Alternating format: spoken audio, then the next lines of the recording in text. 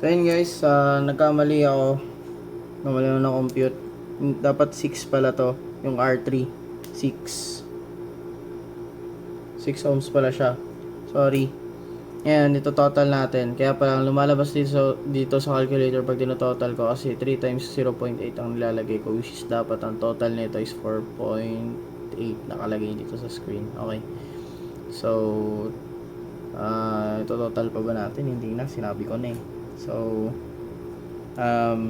total nito ay 4.8 volts. Yan. Ngayon, para malaman na tama ang voltage drop each resistor, kailangan natin i-pag-plus tong mga IT na to. Okay. Itong V1, V2, and V3. Pagpa-plus natin yan. So, VI voltage equals V1 plus V2 plus V3, and ang V1 merong 3.2, ang V2 naman merong 4, ang V3 naman merong 4.8. Ngayon, pa-plus natin yan. Kung tatama ba talaga ang total voltage niya, kasi ang voltage natin, ang giving voltage natin ay 12. So, ngayon, i-compute natin to para tumama, kung tatama ba dun sa given na voltage total equals. So, pagpa-plus natin, so 3.2 plus 4 plus 4.8 equals, ayun, 12 nga. 12 volts. Okay, so ito yung given na volts. So tama yung computation natin. Tumama siya dun sa given na volts. So ngayon naman ay lilipat natin to sa Tinkercad. Okay? So lipat tayo. Ito na yung computation, guys. Ayan, yung computation. So ngayon guys, ilipat naman natin ngayon sa Tinkercad itong computation na ginawa natin sa papel kanina. So, ilipat na natin. Pero bago tayo lumipat, baka magkamali na naman tayo gaya sa nangyari sa parallel. Okay, so kailangan muna natin i-minimize to. Ayan, ganyan lang kalaki. And punta tayo sa Tinkercad. And gagawa tayo ng panibagong circuits. Punta tayo sa circuits, create circuits. Okay, so kanina sa ginawa nating parallel, kailangan natin ng millimeter. Dito sa series, kailangan din natin ng millimeter. Okay, so ang kailangan natin una is power ulit, which is itong power supply. Ayan.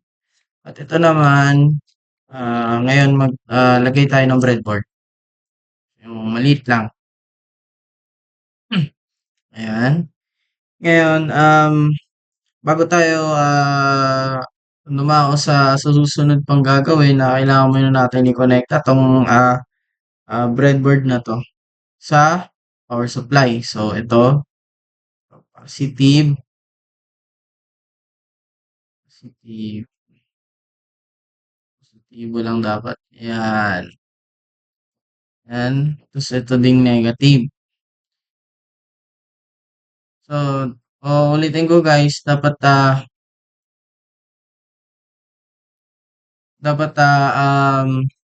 palitan nyo tong kulay. Gawin yung black sa negative. At ito yung palatandaan na negative ang isang wire. Okay? Tapos positive naman ang isang wire pagkakulay rin. Okay? So, lagyan natin dyan. Taasan natin ng konti. Ngayon, kuha naman tayo ng millimeter. Taasan na yan.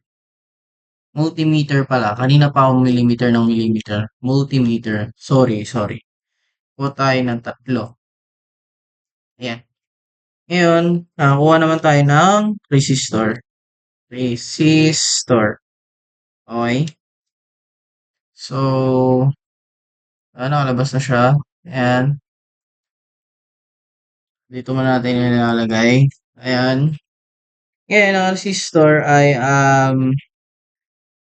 dito natin ilalagay yan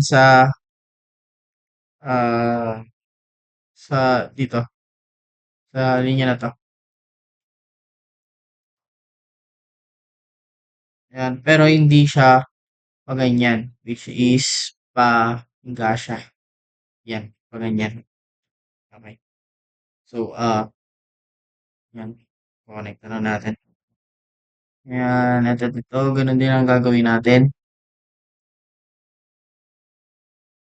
Ayan. Okay lang, iwalay pa natin ng mas malayo. Ayan. Ito din, ganun din ang gagawin natin.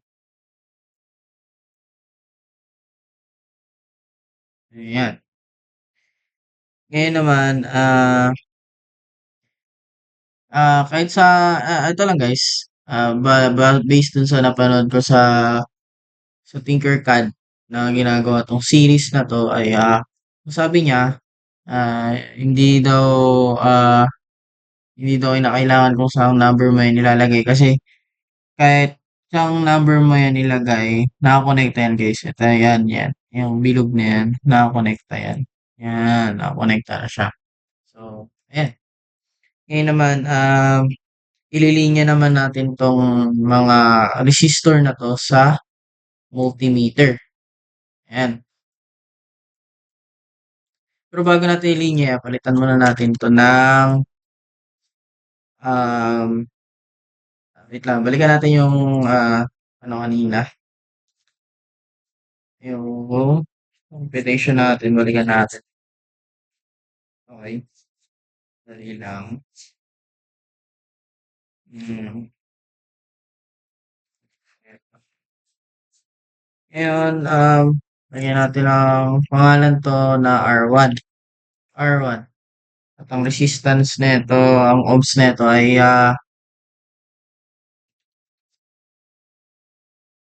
4. Okay? 4 ang resistance niya. At dito naman sa pangalawang resistor R2. Okay. Then din natin ang ohms. Ohms niya ay 5. Okay. At dito naman sa pangatlong resistor ay natin R3. Ang resistance niya ay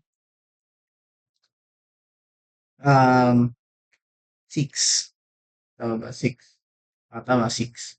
Ayan, so napalitan na natin. Ngayon, i-connecta na natin sila, yung mga multimeter, para makita natin kung tama ba yung computation na nagawa natin computation at ditong ginagawa natin sa Tinkercad. Okay?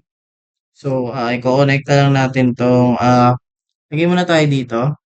So, ganda siguro pagka meron dito, dito, at dito. Ayan, para maganda. At, itong terminal 1 is kukonekta muna natin to, okay? Konekta natin dyan, okay? Positive. So, ito naman ay kukonekta natin sa positive. Okay? So, itong negative naman ay ilalagay natin dito sa negative. Ito siya, terminal 2, negative. Mm, yan. Okay? Tapos, itong ano naman, may connecta natin sila. Itong negative. Ito, connect natin yung negative into positive. Ayan. At, itong ano naman, doon sa taas, ay connect natin sa positive dito sa linya. Ayan o. Linya na yan guys. Ayan. Linya na yan sa positive. Ngayon, ang negative naman nito ay ilalagay natin dito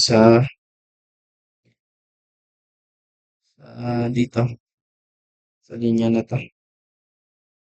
Ayan. So, connected din pala natin itong negative na to dito.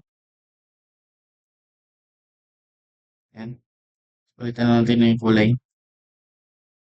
Ayan natin black. Ayan. Ngayon, since na connected